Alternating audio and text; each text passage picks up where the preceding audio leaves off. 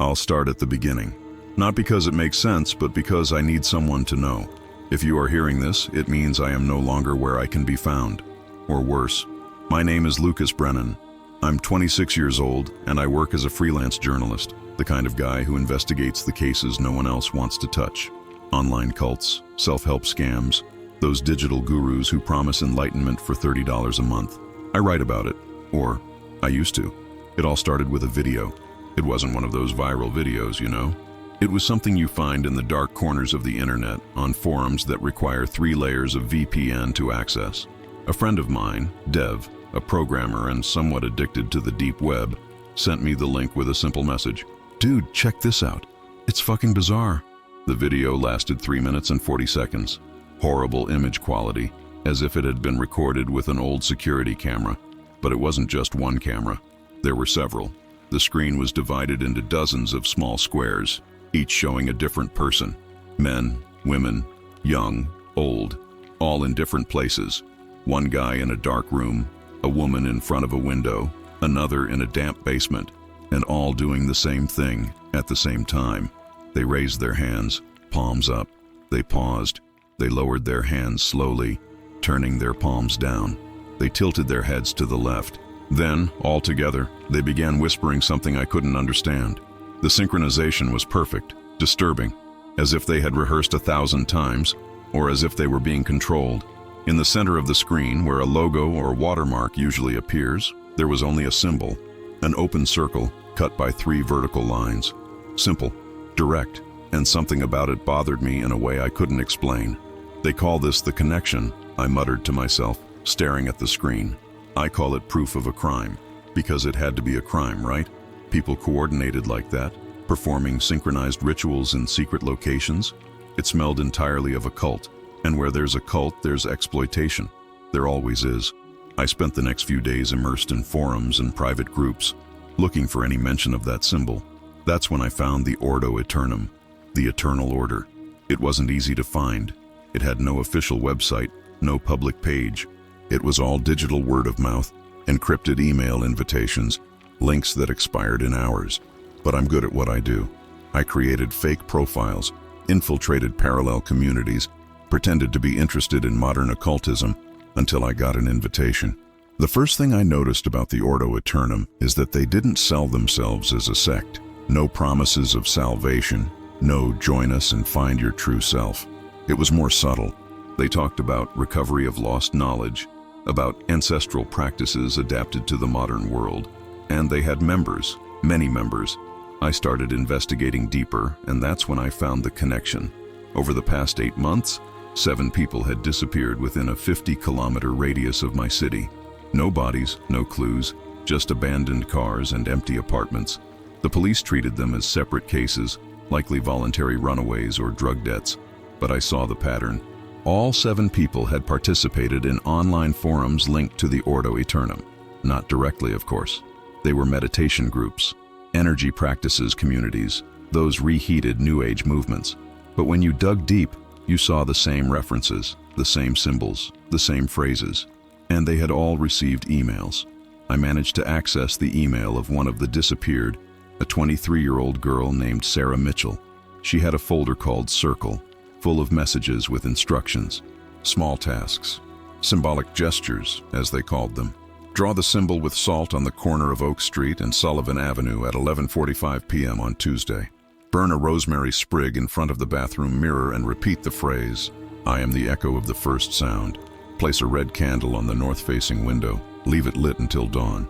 It seemed like harmless nonsense, self-help rituals, the kind of thing lonely people do to feel part of something bigger. But there was one detail that made me stop: the coordinates. Each task indicated a specific location, and when I put all the addresses on a map, they formed a pattern, not something random, a deliberate design. The same symbol from the video, the open circle cut by 3 lines.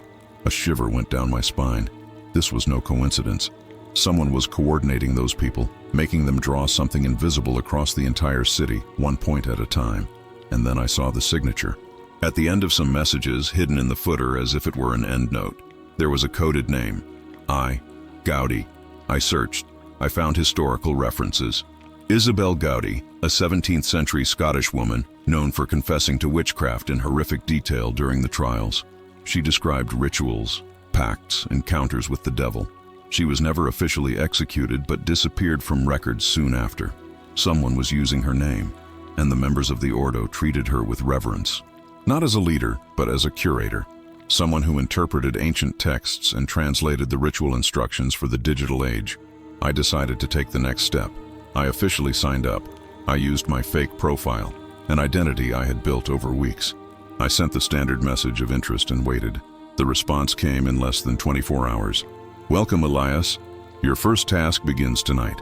At 3:03 a.m., place a white candle in front of a mirror. Open the 9th page of any book you own and read the first paragraph aloud. Do not question the purpose. Just comply. It was simple, harmless. But something about the tone of the message made me uncomfortable. At 3 in the morning, I was lying in bed, staring at the ceiling. I wasn't going to do that shit. It was ridiculous. Candle in the mirror, reading a random paragraph. It sounded like kids playing Bloody Mary, but I needed to maintain cover. So at 3:15 a.m., I sent a message to the forum. Done. Nothing happened, but I followed all instructions. The response was quick. You did not complete the task, Elias. We know when someone genuinely participates. Try again tomorrow, same time. This time, without lying. Shit. How did they know? Cameras? Someone watching me? I spent the whole day checking the apartment. Nothing. No devices, no hidden cameras. But the message had been clear. They knew. The next night at 3 in the morning, I did everything right. Candle in the bathroom, book open to the 9th page. I read the paragraph aloud, feeling like an idiot. The detective knew the truth was buried under layers of lies, but each layer removed revealed only more darkness. This time something happened. The candle flame flickered, not as if there was a draft. It flickered downwards, as if something had sucked the air out. For a second, just 1 second, I saw something in the mirror, a shadow behind me. But when I turned, there was nothing. I sent the message, done. The reply, welcome to the first circle. The next morning, when I opened the apartment door to get the newspaper, there was something on the floor, an envelope, white, no sender. I opened it with trembling hands. Inside, a single sheet of paper, and drawn in the center, with what looked like ashes, was the symbol, the open circle, the 3 lines. I looked at the empty hallway. No one, no sound. I went back into the apartment and locked the door. Someone knew where I lived. The next few days were a mix of paranoia and obsession. I knew I had crossed a line.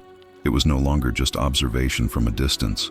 I had participated in something, even minimally, and now they knew who I was, or at least they knew where I was.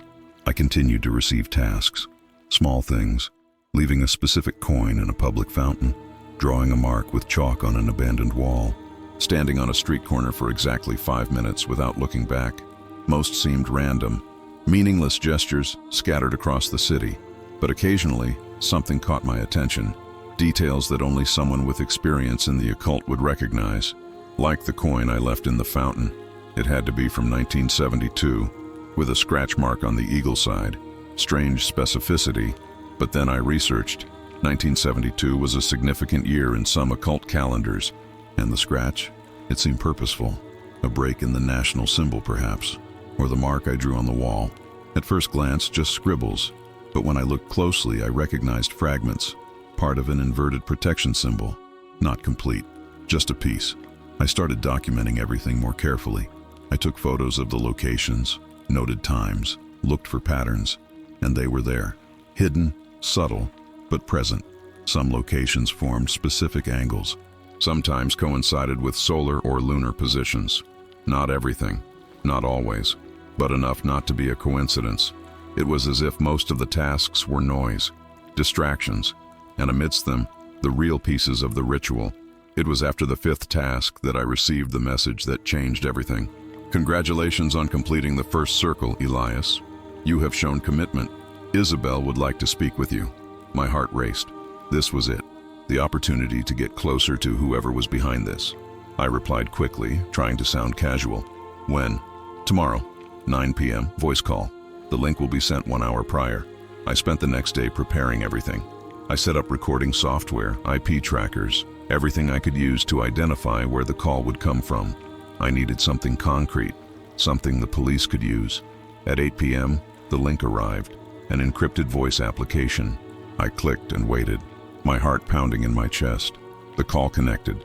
Silence for a few seconds. Then, a feminine voice. Calm, almost monotonous. "Elias, thank you for agreeing to speak." "Of course," I replied, keeping a neutral tone. I was curious. Curiosity is a virtue, especially in our work. And what work is that? Recovery. We create nothing new. We merely remember what was forgotten. I didn't ask the obvious questions. I didn't ask about disappearances, about purposes, about what the hell they were doing. Someone genuinely interested wouldn't do that. Not right away. "The tasks," I began slowly. "Some of them seem specific, more than the others." She laughed, a low, humorless sound. "You have trained eyes, Elias. That is good. Yes, not everything is equally important. Part of the process is filtering, seeing who can distinguish the symbolic from the literal." "And did I pass the test? You are here, are you not?" I paused calculatedly. "What comes next?" "More complex tasks, deeper connections. You will meet other members, participate in something greater." "Greater how?" "In ancient times," she said, her voice growing softer. "Rituals were performed in physical circles. People gathered in one place, each with their function. But the world has changed. Now the circle is larger, scattered, but the principle is the same. Every gesture, every word, every moment, everything connects. And where does that lead? To reintegration." She didn't elaborate, and I didn't insist. I let the silence stretch. "You have doubts, Elias. I see that. But doubts are natural. Continue participating. Continue observing. The answers will come." The call dropped.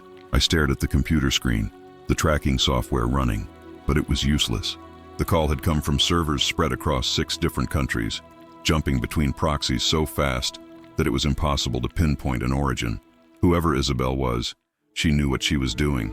In the following days, the tasks became more complex and stranger.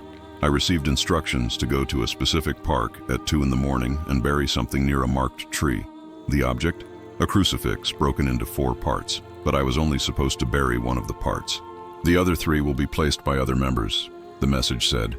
"When all are in place, the seal will be remade." I went there, obviously, but I brought a hidden camera. The park was empty, too silent. I found the tree, an old oak with an X carved into the bark. I dug a shallow hole and placed the piece of the crucifix inside. When I finished, I heard footsteps. I turned and saw 2 figures approaching from different trees. They didn't look at me. They just went straight to the marked spots, dug, left something, and walked away. I waited for them to disappear before checking. Each had left a piece of the crucifix, and when I mentally put the positions together on the map, I realized they formed a perfect cross, with the center tree being the intersection point. 4 people, 4 locations, 1 symbol. But here was the detail. The arrangement of the trees was not accidental. They formed specific angles, and when I measured with a compass, I realized that each point was aligned with exact cardinal directions: north, south, east, west. This was not generic New Age. It was classical ritual geometry, the kind of thing you find in 16th century grimoires. I went home trembling. It was that night that I began to notice the synchronicities, small things, easy to ignore in isolation, but together they were impossible to be coincidence. During one of the rituals, a simple task of lighting a candle and reciting a phrase, all the streetlights on my building's block flickered at the same time. Exactly when I finished speaking, my watch stopped, literally froze for 5 seconds, then started working again. And I started hearing things, low, distant sounds, like a whispering chorus. But when I stopped to try and identify where it was coming from, the sound vanished. I tried to convince myself it was paranoia, tiredness. I was sleeping poorly, eating worse, obsessed with the investigation. But deep down, I knew something was happening, something that went beyond psychological tricks or group manipulation. I received another message from Isabelle. This time, it was an invitation. "The next step requires physical presence. Tomorrow, 11 p.m., at the warehouse on 447 Industrial Street. Other members will be there. It's time for you to meet the circle." My heart raced. This was it, the chance I had been waiting for. To see the members in person, identify faces, record real evidence. I prepared everything. Hidden camera in my jacket, audio recorder, Cell phone with GPS activated, sending location to Dev every 5 minutes. I arrived at the location half an hour early. The warehouse was old, abandoned.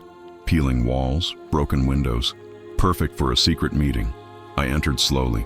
There were 6 people there, all wearing simple masks, the party kind, covering only their eyes. No one spoke when I entered. They just nodded, indicating that I should stand at a specific point on the floor. There were circles drawn with chalk, 7 in total, forming a larger pattern. I positioned myself in my circle and waited. At exactly 11 p.m., a voice came out of a speaker. Isabelle, welcome. Tonight you will take the next step, the right of the first voice. Each of you will receive a sequence. When all are joined, the circle will close. One by one, each member received a piece of paper. When it was my turn, I took mine. It was a sequence of words, strange, not English, not Latin. It seemed older. When I give the signal, Isabelle continued, each of you will recite your sequence. In order, without pauses, let the words flow. The signal came. The first person began. Harsh, difficult to pronounce words. The second continued. The words flowed in a strange, almost musical cadence. When it was my turn, I started reciting, and that's when I felt it. The words were not random. They connected, as if each sequence was part of a larger sentence. And when all together, the air grew heavy. The candles scattered around the warehouse flickered, all at once, and I heard, not with my ears, I heard it in my head, a sound, low, deep, as if something very large had woken up very far away. The last person finished their sequence. Silence. Then Isabelle's voice through the speaker. The first seal is open. You have done well. You may go. The people began to leave, one by one, silent, as if nothing had happened. I stayed until last, trying to process. When I left the warehouse, there was a message on my cell phone. You have completed the second circle. Now you feel it, don't you? And it was true. I felt it. Something had changed, as if a frequency that was previously silenced had been turned on, and now I could hear it, faint, distant, but there. I drove home in silence. Dev called me. Dude, I got your location. Is everything okay? It is. Did you get anything? I thought about the recordings, the masked people, the strange words. I did, but I don't know if it will matter. Why? Because I don't know anymore if this is a common crime, Dev. I think it's something else. He laughed nervously. Like what? I didn't answer, because I didn't know how to explain that. For the first time in years of investigating sects and cults, I had felt something real, something that wasn't psychology, wasn't manipulation. It was something else, and I had helped wake it up. The following weeks were a blur. I tried to maintain the investigation, document everything, gather evidence, but it was getting harder and harder to separate what was real from what was something else. The tasks kept coming, now almost every night, and I complied with all of them. I told myself it was to maintain cover, to stay infiltrated. But the truth? I was curious. I wanted to see how far this would go. The Ordo Eternum had a strange structure. There was no clear hierarchy, no visible leader besides Isabelle, and even she didn't give orders. She translated. She took ancient texts, forgotten symbols, and transformed them into modern instructions, and people obeyed. I started frequenting the forums more regularly, participating in discussions. Most members seemed normal, ordinary people, programmers, teachers, nurses, students, lonely people seeking connection, purpose. But some were different. There was one guy, username The Void Speaks, who posted long texts about the ancient language and the sound that existed before the silence. Another, Circle Keeper, claimed to have recurring dreams of places he had never visited, but which he later discovered were real locations where rituals had been performed centuries ago. And the more I read, the more I began to see patterns. The Ordo symbol appeared in ancient places. Walls of abandoned churches, medieval seals, manuscripts about forbidden practices, always linked to rituals for the return of the original word. Original word? What the hell did that mean? I found references in Gnostic texts, in obscure grimoires, in accounts of witchcraft trials. Always the same idea. Before human languages, there was a sound, a vibration, and whoever could reproduce it correctly could, what? Invoke something? Open something? The texts were never clear, always vague, always terrifyingly vague. But the Ordo believed, or at least Isabelle believed. In a later conversation, she explained it to me. People think magic is about power, controlling elements, bending reality, but it's not. Magic is about remembrance, about reconnecting with something that was forgotten. We are not bringing anything back. We are just returning it. Returning what? I asked, frustrated. What was taken when the first word was broken?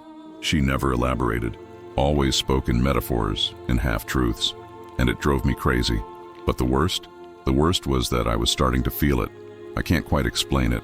It was as if, with every ritual I completed, something inside me changed. I became more sensitive, more open. I started noticing things I had previously ignored. The way shadows moved, the pattern of the wind, the frequency of sounds, and the dreams. Holy hell, the dreams. Every night I saw the same place. An open field under a starless sky, and in the center, a circle of people, all with their backs to me, all whispering. I tried to get closer, but I never could. I always woke up before sweating, with the feeling that I had forgotten something important. That's when I received the message about the complete circle. The Ordo summons all active members. Sunday, 11 p.m. Each will receive specific coordinates. The rite of reintegration will be performed. Mandatory participation. My heart raced. This was it, the moment I had been waiting for. If all members were to be active at the same time, I could track them, identify them, maybe even find Isabelle in person. I replied, confirming participation. The coordinates arrived on Friday. An address in the industrial district, near the abandoned warehouses. Far away, isolated. Perfect. I spent Saturday preparing. I warned Dev, sent copies of everything I had investigated to a secure email. If something went wrong, at least someone would know. Sunday came too quickly. By 10:30 p.m. I was already at the location. An old half-destroyed warehouse. Faint light filtering through broken windows.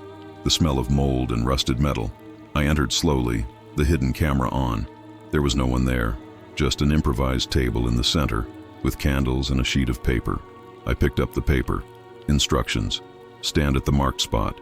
At 11 p.m., begin reciting the words below. Do not stop until the end. Do not look around. Just repeat. The words were strange. Not English, not Latin. They seemed ancient. Sounds the mouth was not made to pronounce. I checked my watch. 10:55 p.m. I took a deep breath and went to the marked spot on the floor, a circle drawn with chalk. At 11 p.m. I began. The words came out of my mouth, strange and uncomfortable, and as I spoke, I heard other voices, distant, muffled, but there, coming from other places, other members, in other parts of the city, reciting the same words. And then I realized it wasn't a broadcast. They weren't recordings. I was hearing real live voices, even though I was alone. I tried to stop, but I couldn't. The words kept coming out, as if my mouth had a life of its own. The air grew heavy. The candles flickered, and I felt it. Something changing, something moving. Not in the warehouse, in the world. As if a giant gear, stopped for centuries, had started to turn again. When I finished, I fell to my knees, gasping. I looked at my cell phone.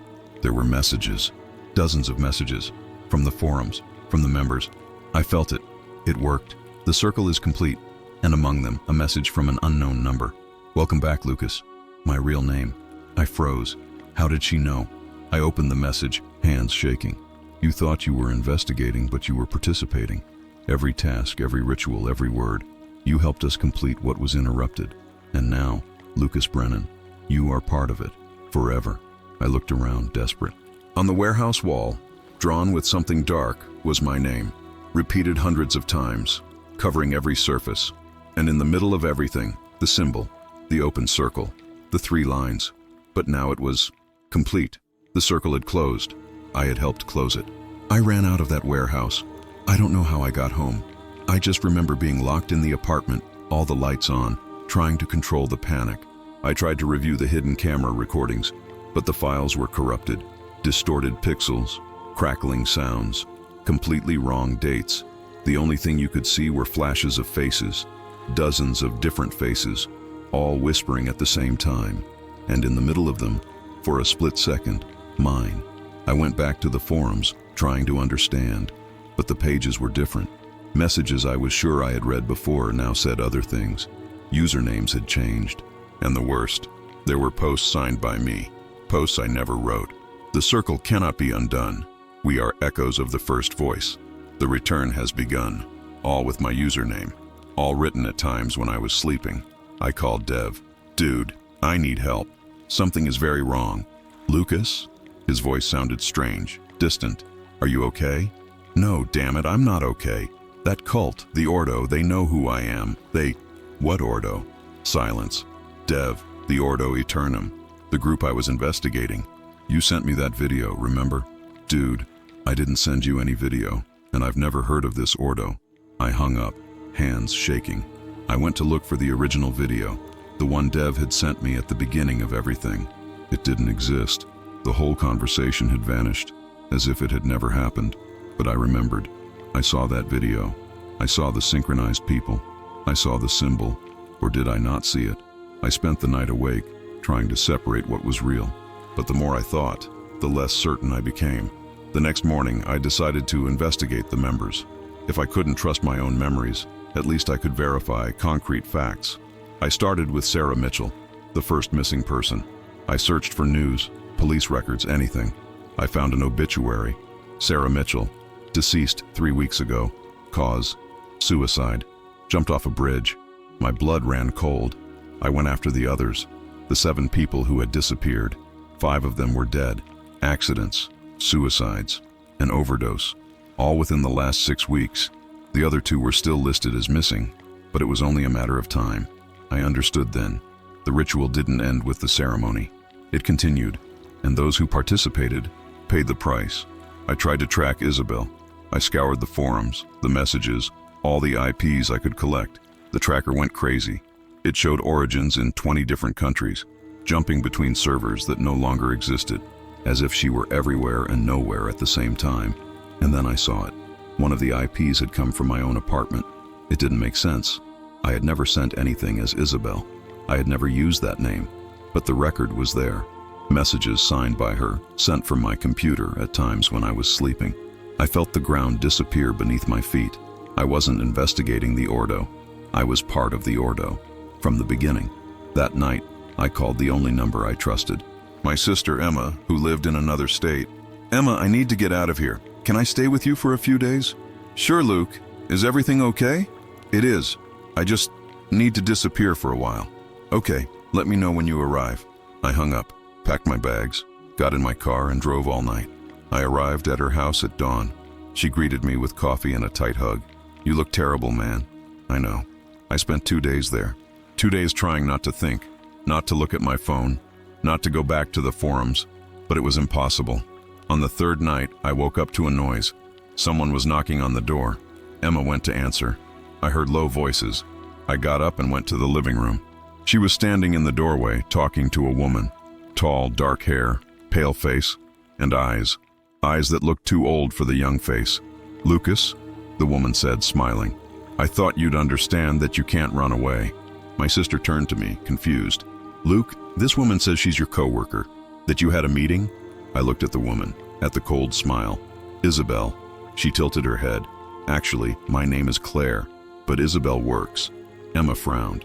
Do you know each other or not? I didn't answer. I just stared at the woman in the doorway. The circle is complete, Lucas, said Isabelle. Claire, whoever she was, you did your part, and now you have to accept the consequences. What consequences? She took a step inside. Emma instinctively backed away. Every ritual has a price. You knew that. Every participating member becomes part of the structure, and the structure needs to be maintained. You killed those people. No, she said calmly. They offered themselves, just like you. I never. You lit the candles, recited the words, drew the symbols. With every gesture, you said yes.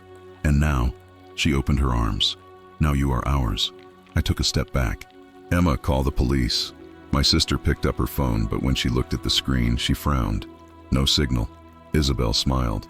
Signals are easy to interrupt, just like memories, just like lives. She took another step, and I saw it. For a split second, her face changed. It wasn't human. It was something ancient, something that had no fixed form, as if multiple faces were superimposed, all looking at me at the same time.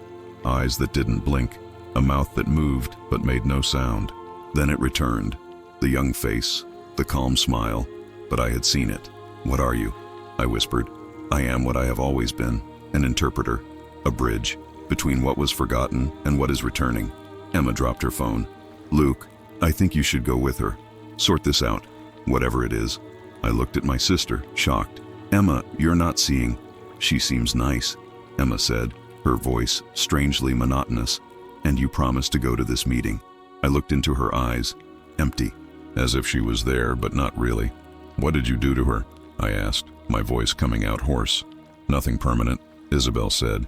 "She just needs to not interfere." I took another step back, but bumped into the wall. "Why me? Why did they choose me?" "We didn't choose. The first voice chose you, Lucas. Then you came to us, seeking answers, seeking purpose, and we gave it. Every person who enters the Ordo is looking for something, and we give it. But," she tilted her head, "what we give has roots, deep roots, and once planted, you can't pull them out." I finished. "Exactly." She was only a few steps away from me now. I could feel the cold emanating from her, a cold that wasn't physical. It was something else. "You're going to kill me," I stated. "Yes." The simplicity of the answer caught me off guard. Just like that. "The third circle needs to be completely closed. All who participated must return. It is part of the ritual. It always has been." "Then why wait? Why didn't you kill me before?" She smiled, a sad, almost human smile. "Because you deserve to know. Deserve to understand that it wasn't an accident, that you chose. Every step, every decision, it was yours." Tears burned my eyes. "I just wanted to expose you. Help people. I know, and you will. Your death will help many people. It will complete what we started. It will bring back what was lost." "And what was lost?" I shouted. "What the hell are you bringing back?" She stopped, looked at me with those eyes that were and were not human.